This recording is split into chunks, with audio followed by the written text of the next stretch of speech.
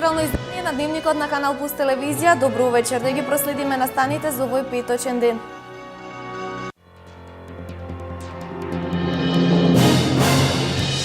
Земјоделците преку СМС пораки ќе добиваат информации за временските услови. Од најзагрозените подрачја во Источна Македонија се спроведува вакцинацијата кај говедата против јазлеста кожа.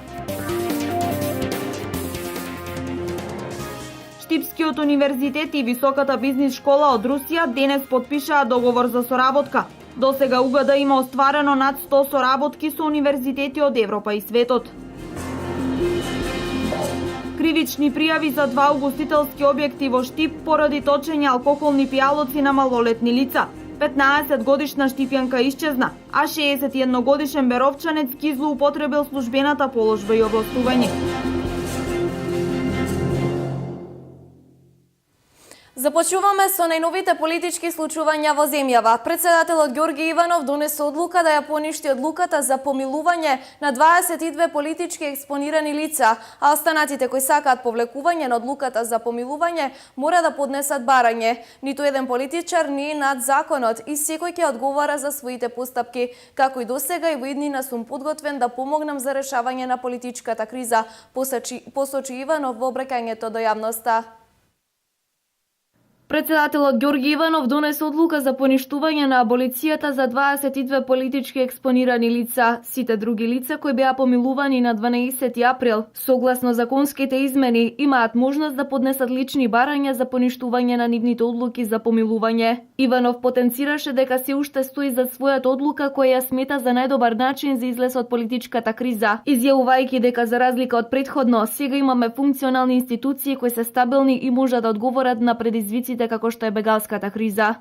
Денес донесов одлука да поништам дел од одлуките и без помилуваните лица да го побараат тоа од мене. Во согласност со Законот за дополнување на Законот за помилување, донесов одлука за поништување на одлуките за помилување, ослободување од гонење без проведување на постапка за сите политички експонирани лица или вкупно 22. Сите други лица, согласно законските измени, имаат можност да поднесат лични барања за поништување на нивните одлуки за помилување. Не сакам веќе никој да има сомнеш. Ниту еден политичар не е над законот. Ниту еден политичар не е недопирлив. Напротив, секој ќе одговара за своите постапки.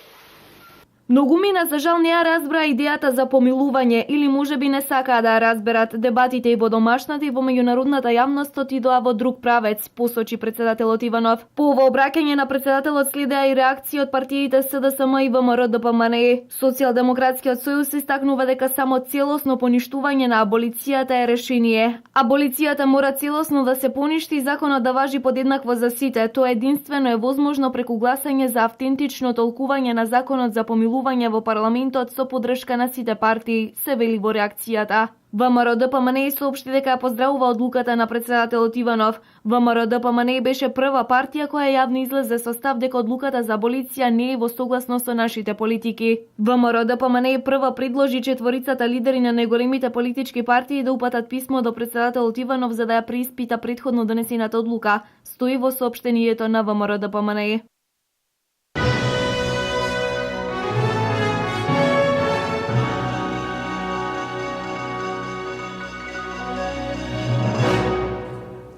Шест агрометеоролошки станици во 6 плански региони ќе бидат поставени до крајот на годинава, соопштија денес од Министерството за земјоделство, шумарство и водостопанство. Целта на проектот е земјоделците преку СМС пораки да добиваат информации за очекуваните временски услови во нивниот регион со препораки за евентуално третирање со пестициди. Министерството за земјоделие информира дека доколку корисниците оценат дека проектот е ефикасен, следната година ќе постават дополнителни 30 агрометеоролошки станици.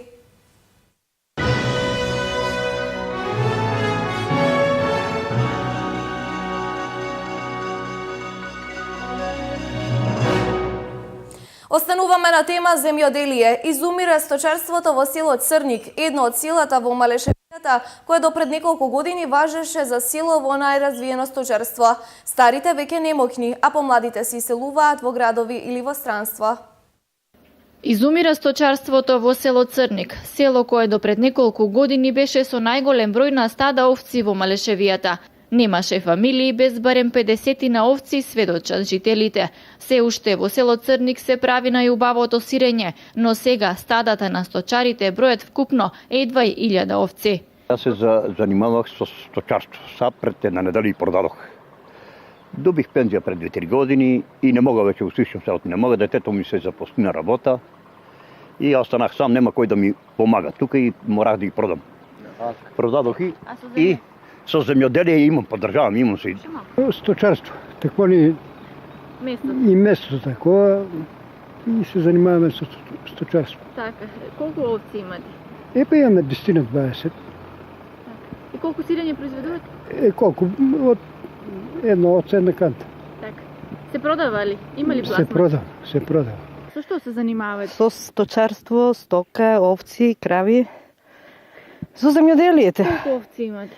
Ами околу 100 ги има. Може поја, само 100 ги има. А во селото колку има? Не знам сега да ги кажа. Околу 1000 има сигурно. Одека се продадоа ги. Свето ги испродадоа, народот ги испродаде се овците. Джабе не ги зима. Джабе. Со вика субвенција давам порно да ни го плати јагнето, субвенција не ни треба на нас. А поведа со јагнето да ни го плати, като него што е било. Повозрасните веќе немоќни, а помладите предпочитаат да работат во градовите или во странство. Сточарството искаме да го развиеме. Купуваме најскапа храна, продаваме најевтино. Верувајте ни, оти това ќе се напуши. И се напушува, избегува. Вие младите, да се здрави живи. Избегува. Се иселуваат ли младите од Црник? Се иселува, бегаат тијате во Италија, во Германија. Младите не са на работа, земјоделите го неќат никој ти джабе и секој сака да идат на подобро да сидат.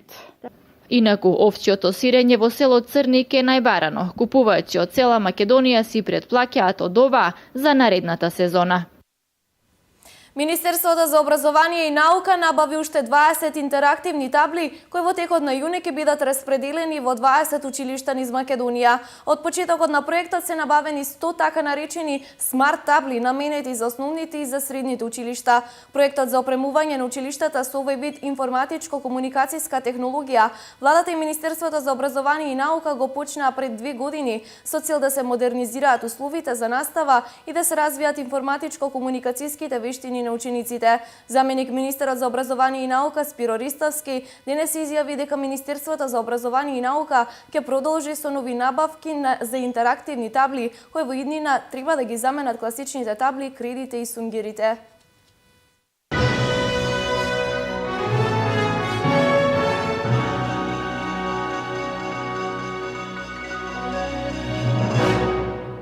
Универзитетот Гоце Делчев Штип и Високата бизнис школа на Државниот педагошки универзитет во Омска, Русија, денес подпишаа договор за соработка. Организирањето на меѓународна конференција за бизнис образование и практичен консалтинг е прва активност што ќе се спроведе на Штипскиот универзитет по подпишувањето на меморандумот за соработка. Досега универзитетот Гоце Делчев има остварено над 100 соработки со универзитети од Европа и светот.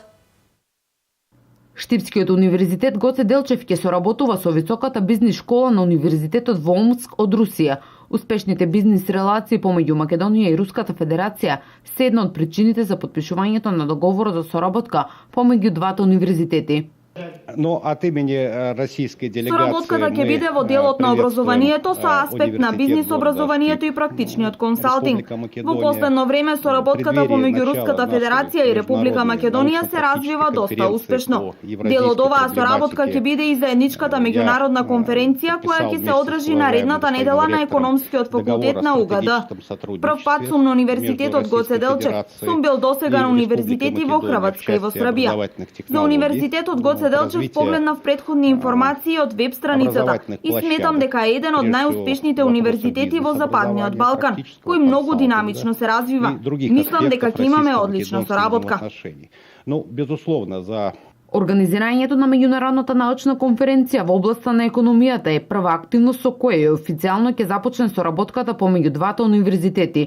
Универзитетот Гоце Делчев е секогаш отворен за соработка и размена на искуства со други високообразовни институции, се во насока на поквалитетно образование за нашите студенти, истакна ректорот Боев. Меѓународната соработка е високо позиционирана во агендата на универзитетот и таа и понатаму ќе биде нагласено, да кажеме, присутна, бидејќи не е добро да како универзитет се затвориме во оваа средина овдека, него мора да бидеме отворена структура за сите кои доаѓаат од било кој дел на светот, а секако во најголем случај со оние земји кои се економски силни, економски моćни, бидејќи реков ние како држава мора да имаме малце поголеми врски со економски моćните држави во регионот, а секако случај нашиот универзитет во таа насока во делот на образованието. До сега Универзитетот Гоце Делчев има остварено над 100 соработки со универзитети од Европа и светот, како и со повеќе општини од земјава и соседните земји. Продолжуваме со останатите актуелности. Одржана 46-та седница на Советот на општина Кочани, разгледани и усвоени информациите за извршување на пролетната сеидба на подрачјето на општината во 2016 година, како и за состојбата со боровиот четник на подрачјето на општината. На редовната 46-та седница на Советот на општина Кочани беа разгледани и усвоени информациите за извршување на пролетната сеидба на подрачјето на општината во 2016 година, за работата на Центарот за социјални работи, за заштита на почвата, експлоатација на глина и песок на подрачјето на општина Кочани, како и за состојбата со боровиот четник на подрачјето на општината. Во однос на советничките прашања, советниците прашуваа во делот на инфраструктурата, уредување на улици и за санација на ископ на тротоари, како и за зајакнување на уличното осветлување на улицата 8 септември, а таму чест проблем е и паркирањето. Одговор добија од градоначалникот Радко Димитровски. За улицата 8 септември, околу паркинг просторот и околу темните места. Околу паркинг просторот малку е по-проблематично и не можеме да засега да се реши. Треба да се разгледа прво како е со имотно-правните односи, дали имаме државни простори, бидејќи општината нема намера да експроприра од приватните за да направи паркинг простор за нив самите. Тие треба сами да се договорат за да го решат. Се работи за нивни лични паркинг простори. Сега и прописите се такви да обавезно мора да има паркинг простор. А прашањето за една сијалица, ние имаме разгледувано повеќе такви темни места во градот Кочани и е на прагот втората фаза од замената на живините светилки со лед светилки. И во таа фаза имаме неколку темни места во градот Кочани, каде што на лице место одговорните од општината заедно со председателите на урбаните заедници ги обиколија тие места и се ставени како дополнување заедно со поставување на столбови и со поставување на нови светилки. На седницата беше разгледано и барањето дозвола за употреба на името на градот Кочани во името на Сдруженијето на медицински сестри и акушерки, а беше усвоена и предлог програмата за дополнување на програмата за изработка на урбанистички планови, урбанистичко-планска документација и урбанистичко-проектна документација на подрачјето на општината Кочани за 2016 година, како и предлог решението за именување членови на училишниот одбор на основните училишта Никола Карев и Свети Кирил и Методи. Јавното предпријатие Истар Штип ги стави под видеонадзор објектите од витално значење. По квалитетна 24-часовна заштита добиваат филтер станицата, управната зграда, пазарите, гробиштата, бања, кежувици и парковите и зоолошката градина.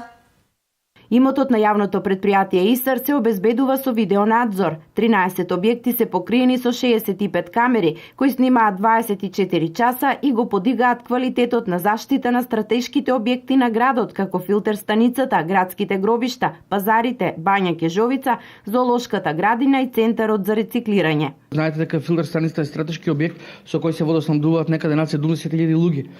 Спречуваме уништување на парковите површини. го спречуваме сето оно што го имаме котрпно градено, некој да го уништи, а со самото ова ќе направиме на реорганизација во самата служба за обезбедување. Ние моментално имаме некаде 30 на луѓе врку што се вработени во службата за обезбедување. Од тие 30 луѓе ќе останат 12 луѓе во службата за обезбедување, они кои што се најспособни, а другите нема да го изгубат работното место, односно ќе бидат прераспределени на други работни места согласно нивната стручна подготовка и согласно нашата систематизација. Интервенцијата при било какво уништување на имотот на ИСАР ќе биде навремено, а надзорот ќе се следи 24 часа. Со ова добиваме поголема прегледност на сите објекти, скоро 100% опфатеност, 24 часовен надзор на сите објекти. Имаме вкупно 13 објекти, опфатени со 65 камери, од кои 24 часа ќе бидат наблюдувани токму од нашата служба мониторинг, ќе имаме достапност до информации 24 сати, доколку е потребно, веднаш луѓето се спремни за интервенција. 10.000 евра е инвестицијата на јавното предпријатие за овој проект, кој треба да резултира со заштеда на кадар и поквалитетно обезбедување на имотот. Улицата Димче Петров во село Мородвис, општина Зрновци, доби асфалт. Истата е со должина од 350 метри и широчина од 4 метри, чија финансиска конструкција изнесува 1,9 милиони денари. Општината работи и на партерно уредување на локалитетот Црквиште во село Мородвис, како и на изградба на фекална канализација во истото село. Изградбата на патната инфраструктура останува во фокусот на посветеноста на општина Зрновци, со цел да се олесни мобилноста на граѓаните на селата. Асфалт доби улицата Димче Петров во село Мородвис. Ја асфалтиравме улицата Димче Петров во должина од 350 метри, со широчина од 4 метра, а финансиската конструкција на оваа улица изнесува 1,9 милиони денари. Овие средства ги обезбедивме преку Агенцијата за финансиска поддршка за земјоделието и руралниот развој. Предстои асфалтирање на улица во село Зрновци, како и крпање на ударни дупки и санирање на оштетувањата на улиците во село Мородвис, предизвикани од изградбата на фекалната канализација, односно истите ќе бидат преасфалтирани. Наскоро ќе започне асфалтирањето на улиците Генерал Апостолски и Скопска, како и уредување на речното корито на река Зрновка, втора фаза и изградбата на детската градинка во село Зрновци. Општината обезбеди и средства за партнерно уредување на локалитетот Црквиште во село Мородвис. Овде е предвидено поставување на бекатон плочки околу самиот археолошки локалитет, меѓутоа исто така изградба на еден парк во кој што ќе има поставени урбана опрема, ќе имат поставени летниковци, фонтани, чешми, патеки за прошетки, за рекреација на граѓаните, така да очекувам дека ова место ќе биде многу убаво средено. Средствата за партнерното уредување на овој локалитет изнесуваат 30.000 швајцарски франци, обезбедени од швајцарската влада преку програмата што се реализира преку Источниот плански регион. Инаку во ова село наскоро ќе биде завршена и изградбата на фекалната канализација, која што се гради со средства од Министерството за транспорт и врски преку Европската инвестициона банка во висина од 7,5 милиони денари.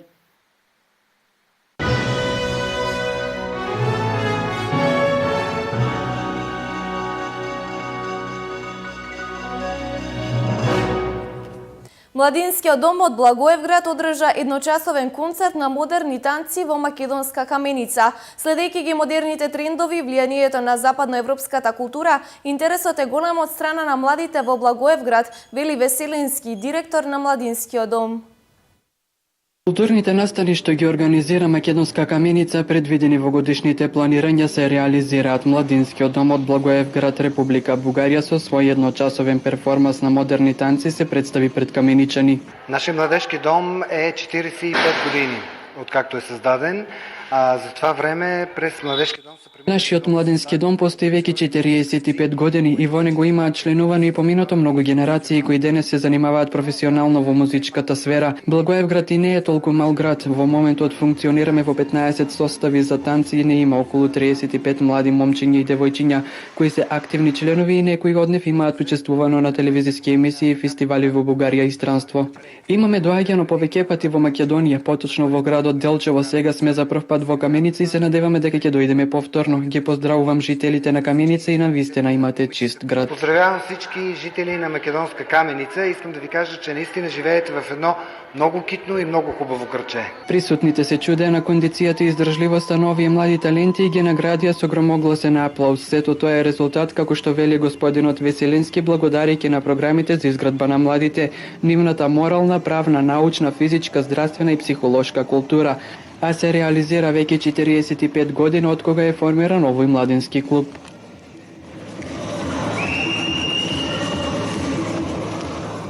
Од денес со кривични пријави се два угостителски објекти во Штип поради точење алкохолни пијалаци на малолетни лица. 15 годишна штипјанка исчезна, а 61 годишен беровчанец ја злоупотребил својата службена положба и овластување и во 3 наврати постапил спротивно законот. Следува крими билтенот на СВР Штип. Поради недозволено продавање и точење на алкохол на малолетници и затекнати малолетници после полноќ, кривична добија два познати локали во Штип. Сектор за внатрешни работи Штип поднесе две кривични пријави од областа на економскиот криминал против правните и одговорните лица на угостителските објекти кафе бар дома и дискотека АЙ за две кривични дела точење алкохолни пијалоци на малолетни лица по член 204 став 4 од Кривичниот законник на Република Македонија, кој произлегува од спроведена таксиска контрола на угостителските објекти спроведена на ден 23.4.2016 година, кога беа затекнати вкупно 13 малолетни лица послужени со алкохолни пијалоци, од кои 7 во кафе бар дома и 6 во дискотека АЙС. Од секторот за внатрешни работи велат дека ќе продолжат да се спроведуваат ваквите акции континуирано. Со кривично се здоби Алла 61 година од Берово поради злоупотреба на службената положба. Тој како вработен референт за прием, дотур и превоз на дрвна маса од приватни шуми во јавното предпријатие Македонски шуми Малешево Берово. Во 3 наврати извршил жигосување и издал испратници за превоз на вкупно 20,10 метри кубни борова дрвна маса од парцела во село Двориште Берово. Иако дрвната маса не потекнувала од наведената катастарска парцела, односно истата била исечена од друга парцела, со што возможил на 3 лица да се стекнат со противправна имотна корист од вкупно 185.646 динари. Исто така за сторено дело кражба кривична и за ВД 63 години од Берово. Пријавениот од шума собственост на ДП од Берово на местноста викана Колачина со моторна пила противправно извршил пресекување на 8 стебла црн бор кои не биле означени. Покрај пријавените, 56 годишна штипјанка ЛС пријавила дека на 25.5 оваа година околу 24 часот од дома во непознат правец се оддалечила незината 15 годишна ќерка. Се преземаат мерки за пронаоѓање на лицето.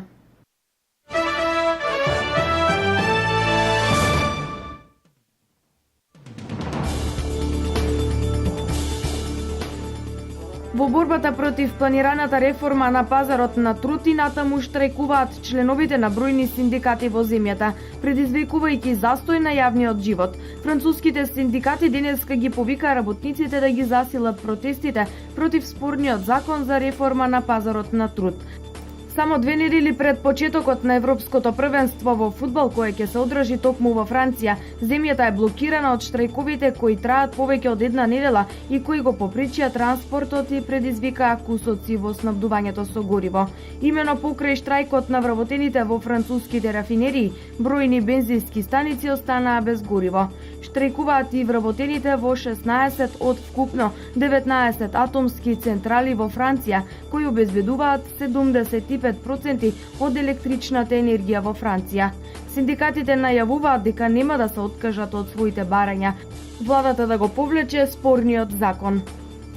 Бразилската полиција трага по 30 мажи осомничени дека учествувале во групно силување на една 16 годишна тинејџерка во Рио де Жаниеро, откако сцени од бруталното сексуално насилство биле ставени на социјални мрежи. Според бразилските медиуми, девојката била грабната додека одела кон куќата на своето момче и според нејзиното тврдење се разбудила во друга куќа, обкружена со мажите за кои се трага. Полицијата соопшти дека налог за апсење има и за момчето на девојката. Во првата изјава што тинеџерката ја дала на полицијата, рекла дека дошла на свест во неделата, оставена гола и со рани по телото, пошто заминала дома. Неколку денови подоцна забележала дека некој од силувачите снимал и делови од насилството, ставил на интернет. Видеоспотот од 40 секунди предизвика шок и гнев во бразилската јавност. Повеќе хуманитарни организации за заштита на жените повикаа на отпор против домаќината култура на силување во Бразил. Грчката полиција во соработка со европските органи за прогон разби 2 криминални организации кои шверцувале бегалци и мигранти од Грција во други европски земји. Двете криминални организации им издавале лажни документи на мигрантите и бегалците и нелегално ги префрлале во Северна Европа. Во полициската акција се уапсени 16 лица во Грција и повеќе членови на синџирот во други земји на Европската унија.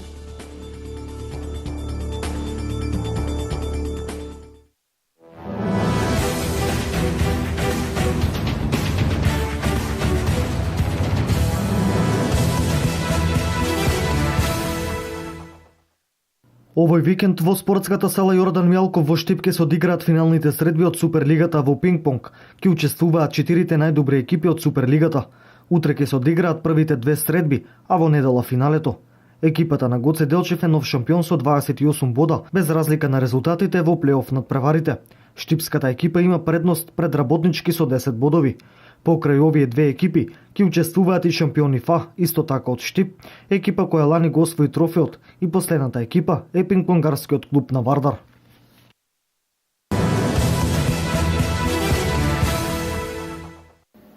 Кадетите на ракометниот клуб Делчево со освоено 3-то место се вратија од силниот меѓународен турнир кој се одржа во Горна Ораховица, Република Бугарија, турнир на кој во малото финале ја совладаа екипата на Кишинјев од Молдавија, со што се закитија со бронзен медал.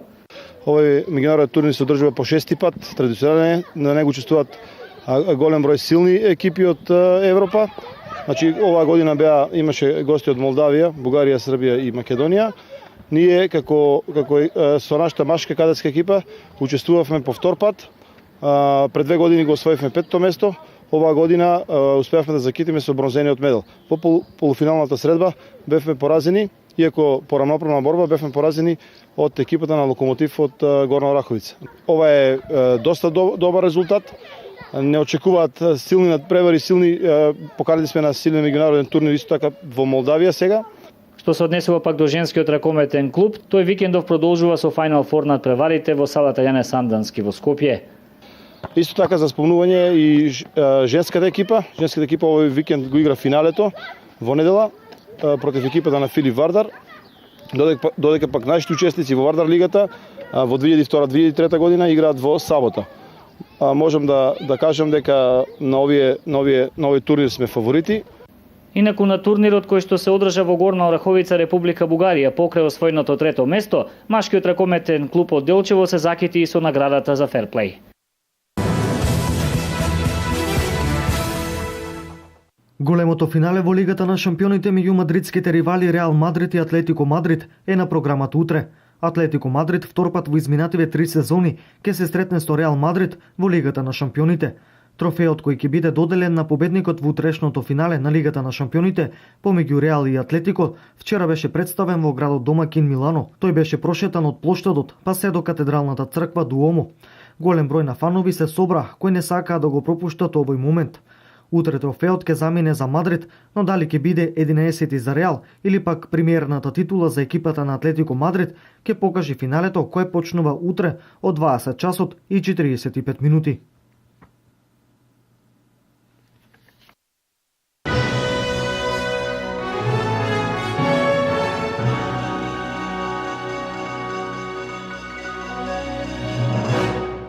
Ова беа сите предвидени содржини за Централниот дневник на Канал Плюс телевизија. Ви благодарам на вниманието, имајте пријатна вечер.